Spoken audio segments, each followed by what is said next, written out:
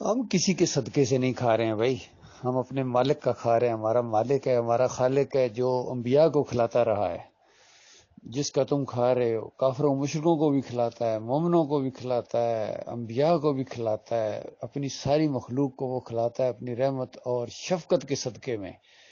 اور جو کہے کہ میں کسی اور کے صدقے میں کھا رہا ہوں، اس کے کافر اور مشرک ہونے میں اور نمک حرام غدار ہونے میں کوئی شک نہیں ہے۔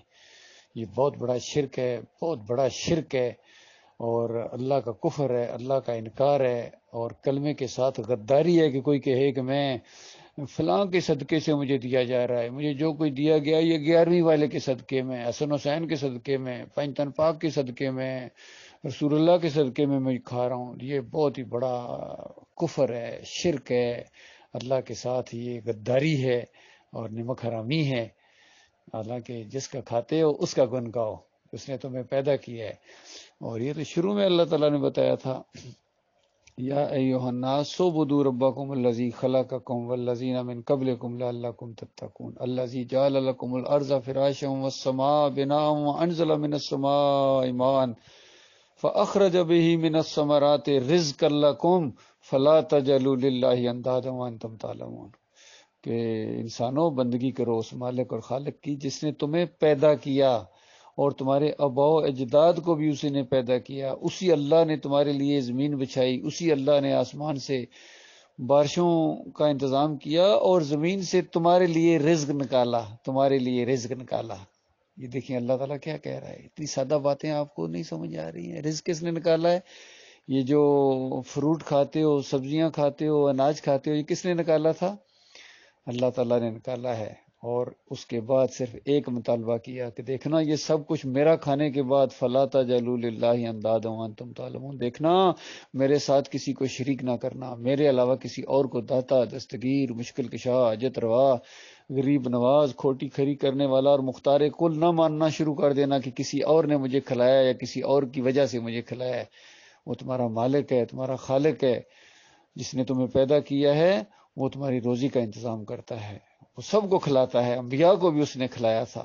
7 سال جب اللہ نے بارشیں روکی وہاں مصر میں، تو یعقوب علیہ السلام یا یوسف علیہ السلام کی بس کی بات نہیں تھی کہ ایک پانی کا قطرہ آسمان سے زمین پر نازل کرتے، ایک گندم کا جوں کا دونہ پیدا کر سکتے۔ یہ سب کچھ اللہ تعالیٰ نے کیا ہے۔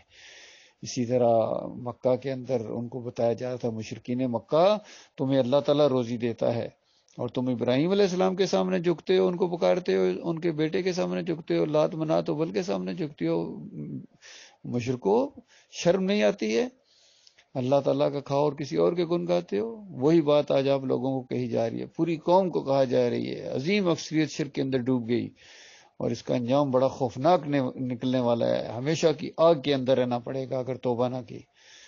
اللہ تعالیٰ کا لاکھ لاکھ شکر ہے، مالک نے ہمیں ایمان خالص سے نوازا ہے۔ ہم بھی پہلے اسی طرح کے تھے، درباروں پر چادریں چڑھاتے تھے، درباروں پر جا کے حلوے چڑھاتے تھے، یا علی مدد کے نعرے بھی سنتے تھے، مسکراتے تھے، یا رسول مدد کا نعرہ بھی لگاتے تھے، اور یا اللہ اپنے حبیب کے صدقے دے، یہ شرک بھی ہمارے اندر تھا۔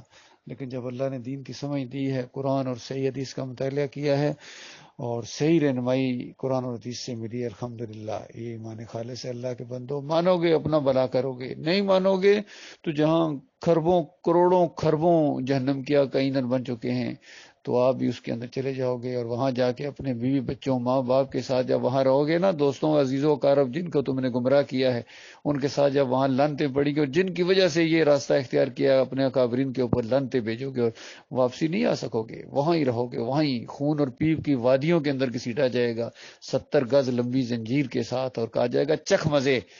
تمہیں ایمان عقیدے کی باتیں بتائی جاتی تھیں، جب تمہیں اکیلے اللہ کی طرف بلایا جاتا تھا تمہیں برا لگتا تھا، جب شرک کی طرف بلایا جاتا تھا تمہیں اچھا لگتا تھا، اب چکھ مزے۔